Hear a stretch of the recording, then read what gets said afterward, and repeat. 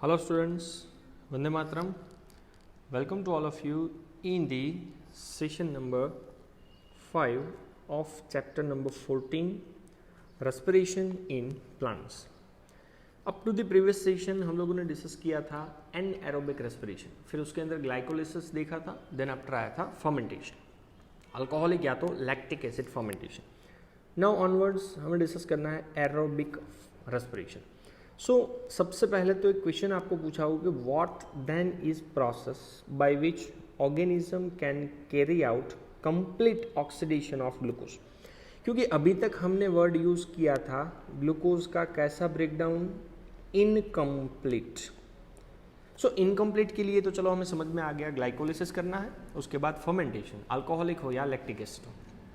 पर complete oxidation अगर आपको ग्लूकोज का करना हो देन कंपलसरी ऑर्गेनिज्म को कौन सा प्रोसेस परफॉर्म करना है, and extract the energy which are stored to synthesise a large number of ATP molecules needed for the cellular metabolism. So ये दोनों क्वेश्चन एक दूसरे से रिलेटेड है कि आप जब भी ग्लूकोज का कंप्लीट ब्रेकडाउन करते हो देन आपको मिलने वाली एनर्जी ज़्यादा होगी, एंड वो एनर्जी अगर ज़्यादा है देन आपको मिलने वाले एटीपी के नंबर जो है वो भी ज़्यादा होंगे. सो ऐसी कौन सी प्रोसेस है जो प्रोसेस को परफॉर्म करने से ऑर्गेनिजम्स ग्लूकोज का कंप्लीट ब्रेकडाउन कर पाएगा एंड एनर्जी ज़्यादा मिलेगी, और वो एनर्जी को यूज़ करके एटीपी के नंबर ज़्यादा मिलेंगे, जो एटीपी के नंबर से सेल्यूलर मेटाबॉलिज्म या तो लाइफ प्रोसेस या तो फिजियोलॉजिकल प्रोसेस जो है वो इजीली परफॉर्म हो पाए. So specially in eukaryotes. So eukaryotes के अंदर this steps is takes place within the mitochondria and this process compulsory requires oxygen.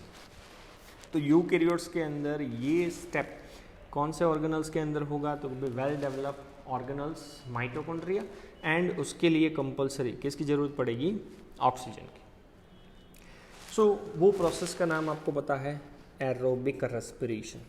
So aerobic respiration is the process that leads to a complete oxidation of organic substance in the presence of oxygen.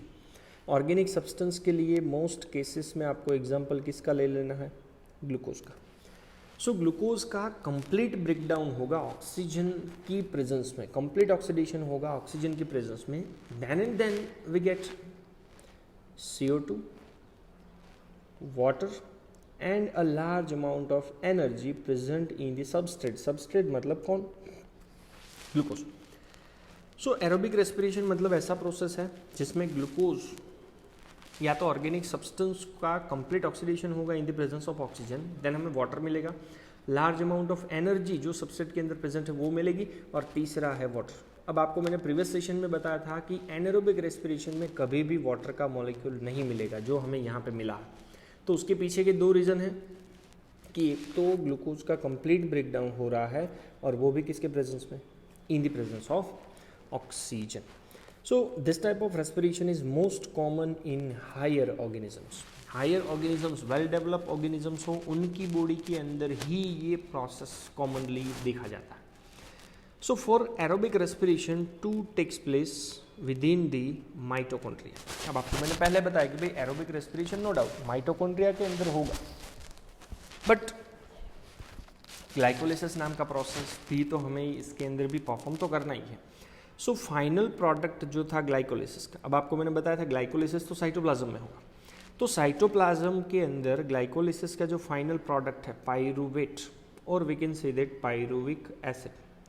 तो ये pyruvic acid cytoplasm से transport होता होता कहाँ जाएगा, mitochondria के अंदर, और वो माइटोकॉन्ड्रिया में ऑक्सीजन की प्रेजेंस में उसका कैसा ब्रेकडाउन होगा,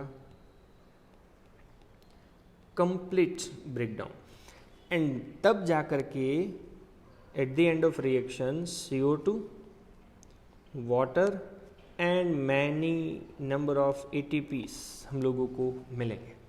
सो ग्लाइकोलिसिस के बाद माइटोकॉन्ड्रिया में क्रेब्स साइकिल नाम का रिएक्शन होगा जो एरोबिक रेस्पिरेशन का एक स्टोरी माना जाता है.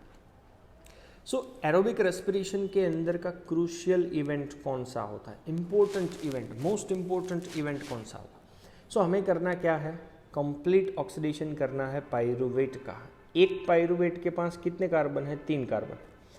So complete oxidation of pyruvate by step wise removal of all the hydrogen atoms leaving 3 molecules of CO2। अब पाइरुवेट के पास 3 कार्बन है, तो आपको at the end of reaction carbon dioxide के भी कितने मॉलिक्यूल मिलने चाहिए? 3। तब हम लोग समझ सकते हैं कि ग्लूकोज का कैसा ब्रेकडाउन होगा कंप्लीट। तो स्टेप बाय स्टेप करना क्या है कि पाइरुवेट का कंप्लीट ऑक्सीडेशन करना है। कैसे? By removal of all hydrogen atoms. जितने भी हाइड्रोजन के एटम्स हैं वो सभी हाइड्रोजन के atoms step by step remove करेंगे, ताकि लास्ट में हमारे पास कार्बन डाइऑक्साइड के कितने मॉलिक्यूल्स बचे? 3 molecules. So the passing on the electron, passing on of the electron which are removed as a part of hydrogen atoms। अब आपको पता है जब आप हाइड्रोजन रिमूव करोगे साथ साथ में इलेक्ट्रॉन्स भी रिमूव होने वाले, तो ये रिमूव होने वाले इलेक्ट्रॉन्स लास्ट में हम कहाँ पे भेजेंगे? मॉलिक्यूलर ऑक्सीजन के पास। तो जब ये इलेक्ट्रॉन्स मॉलिक्यूलर ऑक्सीजन के पास जाएंगे, ये मॉलिक्यूलर ऑक्सीजन के साथ साथ हमें ATP का सिंथेसिस मिलेगा, प्रोडक्शन होगा ATP का। सो पहला हमने क्या किया? चलो जितने भी हाइड्रोजन एटम्स थे उनको रिमूव कर लिया, 3 कार्बन डाइऑक्साइड के मॉलिक्यूल्स मिल गए। उसके बाद क्या करना है? तो हाइड्रोजन को जब रिमूव किया था, इलेक्ट्रॉन भी रिमूव हुए होंगे। ये इलेक्ट्रॉन को हमें भेजना है up to the molecular oxygen, ताकि साथ साथ में ATP का सिंथेसिस जनरेशन हो सके। बट माइटोकॉन्ड्रिया के अंदर what is interesting to note here that the first process takes place in the matrix of mitochondria। क्योंकि मैंने 2 प्रोसेस आपको बताई, ये पहली प्रोसेस जिसमें CO2 रिमूव होगा कि भाई जितने भी हाइड्रोजन एटम्स हैं उनको रिमूव करके लास्ट में हमें 3 CO2 के मॉलिक्यूल्स मिलेंगे। और दूसरा प्रोसेस ये कि भाई जो इलेक्ट्रॉन है उनको मॉलिक्यूलर ऑक्सीजन के पास भेज के ATP का सिंथेसिस करना है। मतलब अभी एरोबिक रेस्पिरेशन के अंदर 2 प्रोसेस बाकी हैं। दोनों प्रोसेस नो डाउट होगी माइटोकॉन्ड्रिया में, पर अलग अलग जगह पे। तो पहली प्रोसेस ले लो। So this first process takes place in the matrix of mitochondria. तो माइटोकॉन्ड्रिया के मैट्रिक्स में पहला प्रोसेस होगा, एंड सेकेंड प्रोसेस जहाँ पे ATP का सिंथेसिस होने वाला है is located in the inner membrane of the mitochondria with the help of enzymes। तो बहुत सारे नंबर ऑफ एंजाइम्स के सपोर्ट से पहली रिएक्शन माइटोकॉन्ड्रिया के मैट्रिक्स में और दूसरी रिएक्शन होगी इनर मेम्ब्रेन ऑफ माइटोकॉन्ड्रिया। अब वो पूरा एक्सप्लेन मैंने किया है डायग्राम के थ्रू। अब ये माइटोकॉन्ड्रिया का डायग्राम है, आपको पता है 2 मेम्ब्रेन होते हैं, आउटर मेम्ब्रेन, इनर मेम्ब्रेन, और ये है उसका मैट्रिक्स। सो मैट्रिक्स के अंदर जो पहली रिएक्शन होती है ना, उसका नाम है क्रेब्स साइकिल। क्योंकि क्रेब्स साइकिल को जो एंजाइम्स की ज़रूरत है वो उसको कहाँ पे मिलने वाला है? ऑब्वियसली मैट्रिक्स के अंदर। और दूसरा जो रिएक्शन होगा इनर मेम्ब्रेन के अंदर। अब आपको पता है इनर मेम्ब्रेन को क्रिस्टी के नाम से भी जाना जाता है, और उसके ऊपर F1 पार्टिकल्स होते हैं। तो ये F1 पार्टिकल्स के अंदर होने वाली दूसरी प्रोसेस जो एनर्जी जनरेट करने वाली, जिसका नाम है इलेक्ट्रॉन ट्रांसपोर्ट सिस्टम, या तो आप बोल सकते हैं ऑक्सीडेटिव फॉस्फोराइलेशन। अब वो प्रोसेस वहाँ पे होने के पीछे का रीज़न, तो उसको जो एंजाइम्स की ज़रूरत है वो उसको कहाँ पे मिलने वाला है? इनर मेम्ब्रेन बोलो, क्रिस्टी बोलो, या तो F1 पार्टिकल्स बोलो। सो फाइनली माइटोकॉन्ड्रिया के अंदर पाइरुविक एसिड के पास जो 3 कार्बन एटम्स हैं undergoes the complete oxidation and finally which release the 3 molecule of carbon dioxide.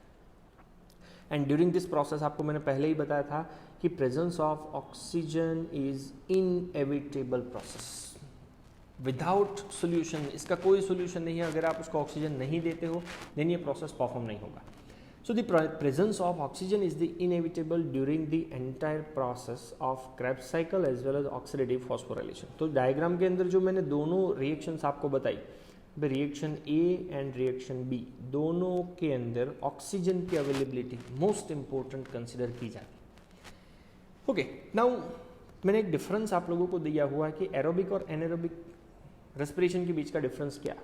Number 1 takes place in the presence of oxygen, it does not require oxygen. Number 2 it always release carbon dioxide. Aerobic का end product आपको पता है always carbon dioxide release होता है। पर anaerobic में it may और may not release carbon dioxide. तो जिसमें रिलीज होगा वो आपको पता है अल्कोहलिक फर्मेंटेशन, और रिलीज नहीं होगा वो कौन सा फर्मेंटेशन है, lactic acid fermentation. Okay, point number 3, it provide much more energy. ऐसा माना जाता है कि एक ग्लूकोज का मॉलिक्यूल अगर आप एरोबिक रेस्पिरेशन से तोड़ोगे आपको मिलने वाले एटीपी के मॉलिक्यूल्स कितने होंगे, 38, वेरेज एनारोबिक के अंदर देखोगे much less energy. Previous session में मैंने आपको बताया था खाली 2 एटीपी मिलेंगे। नंबर 4, एरोबिक रेस्पिरेशन साइटोप्लाज्म में भी होगा और माइटोकॉन्ड्रिया में भी होगा। तो मैंने प्रोसेस का भी डिवीजन आपको बता दिया है, साइटोप्लाज्म में ग्लाइकोलिसिस और माइटोकॉन्ड्रिया के मैट्रिक्स में क्रेब्स साइकिल और इनर मेम्ब्रेन में इलेक्ट्रॉन ट्रांसपोर्ट चेन। वेरेज अगर आप एनारोबिक की बात करो, it takes place in the cytoplasm, certain tissues and cells of higher animals. वहाँ पे माइटोकॉन्ड्रिया का कोई रोल नहीं होगा। एंड एग्जांपल्स की अगर आप बात करो तो aerobic respiration most of the plants और एनिमल्स में होता, और एनारोबिक की अगर आप बात करो तो anaerobic bacteria, east, muscle, parasitic worms like Ascaris, Fasciola, Taenia and germinating seeds. तो ये हो जाता है एरोबिक एंड एनएरोबिक रेस्पिरेशन के बीच का डिफरेंस। ओके, अब रेस्पिरेशन की मैंने पूरी आपको समरी दी है कि रेस्पिरेशन 2 अलग अलग टाइप्स में है, पहला एरोबिक, दूसरा एनएरोबिक। भले दोनों प्रोसेस एरोबिक हो एनारोबिक हो, दोनों का स्टार्टिंग ग्लाइकोलिसिस से ही होगा। So glycolysis is the common pathway to aerobic and anaerobic respiration. दोनों के लिए वो कॉमन पाथवे है। कहाँ पे होगा, साइटोप्लाज्म में। In this glucose is partially oxidised to 2 molecules of pyruvic acid. Okay, अब पायरुविक एसिड के जो 2 मॉलिक्यूल्स मिले उसके पास 2 ऑप्शंस, जैसे प्रीवियस सेशन के अंदर बात हुई थी, एरोबिक रेस्पिरेशन होगा, एनारोबिक रेस्पिरेशन। अब anaerobic respiration is follow by formation of ethyl alcohol और organic acid that occurs in the cytoplasm. तो ऑर्गेनिक एसिड के लिए आप नाम ले सकते हो लैक्टिक एसिड, और aerobic respiration is followed by both occurs in the mitochondria. तो एक होगा सिट्रिक एसिड साइकिल जिसका नाम है क्रेब्स साइकिल, जो आपको मैंने बताया कहाँ पे होगा, मैट्रिक्स, और दूसरा है इलेक्ट्रॉन ट्रांसपोर्ट चेन। तो वो कहाँ पे होगा, तो वो माइटोकॉन्ड्रिया के इनर मेम्ब्रेन के। तो ये दोनों टाइप के फर्मेंटेशन का हो गया समरी। ओके, अब क्रेब्स साइकिल को स्टार्ट करने से पहले का एक रिएक्शन है। Now at the end of reaction of glycolysis, pyruvate जो हमें मिला है साइटोप्लाज्म से, चलो कहाँ आ गया, mitochondria. So pyruvate which is formed by glycolytic catabolism of carbohydrate in the cytosol. Cytosol बोलो या तो cytoplasm बोलो, दोनों एक ही है। After it enters into the mitochondrial matrix. Mitochondrial matrix में सबसे पहले जाएगा and undergo oxidative decarboxylation. Decarboxylation मतलब आज से याद रखना, removal of carbon in the form of CO2। CO2 के फॉर्म में कार्बन डाइऑक्साइड को रिमूव करना। तो माइटोकॉन्ड्रियल मैट्रिक्स में जाने के बाद सबसे पहले उसका होगा ऑक्सीडेटिव डीकार्बोक्सिलेशन। तो एक तो कार्बन डाइऑक्साइड रिमूव होगा और दूसरा होगा उसका oxidation by complex set of reactions which are catalysed by one enzyme, और वो एंजाइम का नाम है पायरुविक डिहाइड्रोजिनेस। तो ये प्रोसेस होगी क्रेब्स साइकिल में एंटर होने से पहले, इसलिए मैंने स्पेसिफाई किया है before entering into Krebs cycle, कि क्रेब्स साइकिल में एंटर होने से पहले पायरुविक एसिड का क्या करना है, ऑक्सीडेटिव डीकार्बोक्सिलेशन। अब डीकार्बोक्सिलेशन करो तो एक CO2 का मॉलिक्यूल अगर निकल जाता है तो जो कंपोनेंट बचेगा वो कंपोनेंट 2 कार्बन वाला होगा और उसका नाम होता है एसीटेट यूनिट।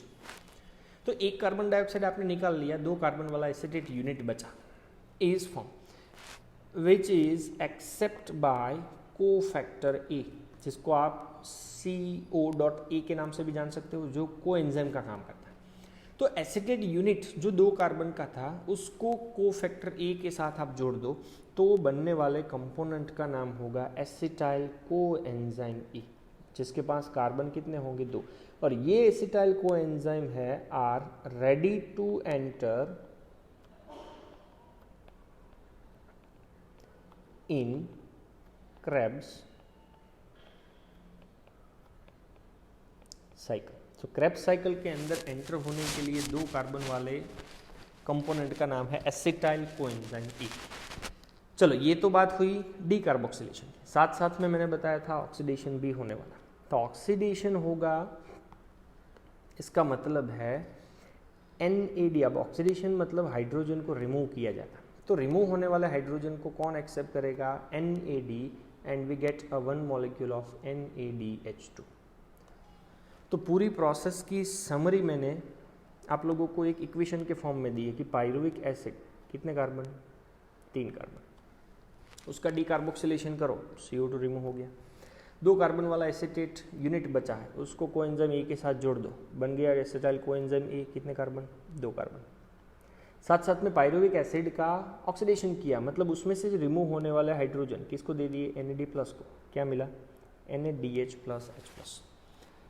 पूरी प्रोसेस को कैटेलाइज करने वाला enzyme pyruvate dehydrogenase in the presence of Mg2 plus.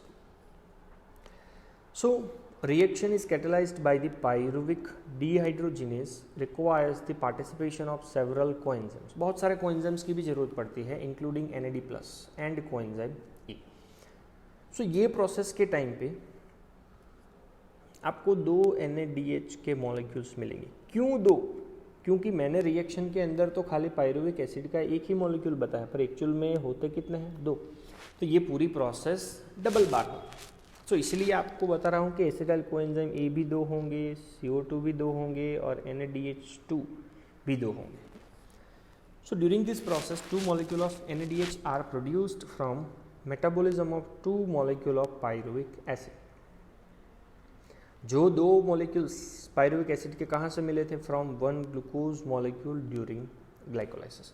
सो अब लास्ट में हमारे पास कंपोनेंट कौन सा बचा है? Acetyl coenzyme A then enters a cyclic pathway. तो अब वो एक साइक्लिक पाथवे के अंदर एंटर होगा जिसका नाम है ट्राई कार्बोक्सिलिक एसिड साइकिल, जिसे कभी कभार शॉर्ट में TCA साइकिल के नाम से भी जाना जाता है। तो TCA cycle, tricarboxylic acid cycle, या तो उसे क्रेब्स साइकिल भी बोला जाता है, क्योंकि जो साइंटिस्ट ने इसको इल्यूसिडेट किया था उसका नाम था Hans Krebs. So Hans Krebs ने ये फाइंड आउट किया, इसकी वजह से इसका नाम है Krebs cycle. TCA cycle, tricarboxylic acid cycle के अंदर एंटर होने वाला 2 कार्बन का acetyl coenzyme A. So we can say that कि acetyl coenzyme A is the intermediate compound which link the 2 process glycolysis and Krebs cycle. So glycolysis और Krebs cycle दोनों को link करने वाला इंटरमीडिएट 2 कार्बन का compound अगर कौन है तो वो है acetyl coenzyme A. So this all are related with the introduction of aerobic respiration. Mitochondria में क्रेब्स साइकिल्स और ETS कहाँ कहाँ पे होने वाले हैं और उसका general introduction. Thank you very much. जय हिंद।